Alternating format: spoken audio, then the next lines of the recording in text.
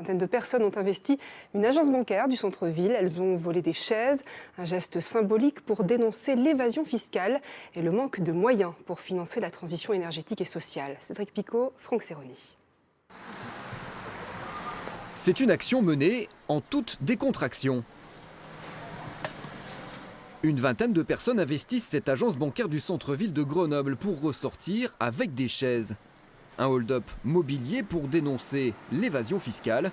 Pour les militants, ce manque à gagner pour les États, c'est une ressource en moins pour financer la transition énergétique. Il faut savoir que BNP Paribas a 171 filiales dans les paradis fiscaux, dont 7 dans les îles Caïmans.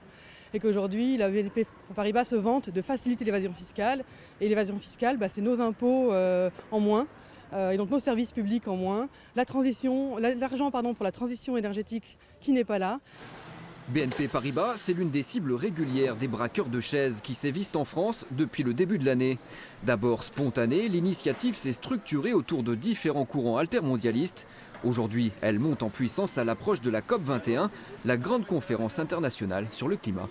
Ces chaises, donc, elles sont réquisitionnées et non volées, c'est-à-dire qu'on les rendra à leurs propriétaires légaux une fois qu'ils se seront engagés à ne plus faire la promotion de l'évasion fiscale ou à fermer certaines filiales nuisibles. Des dizaines de chaises ont été prélevées dans des agences bancaires en France depuis quelques mois. 196 d'entre elles seront exposées au mois de décembre près de Paris pour symboliser les 196 pays engagés dans la grande conférence sur le climat.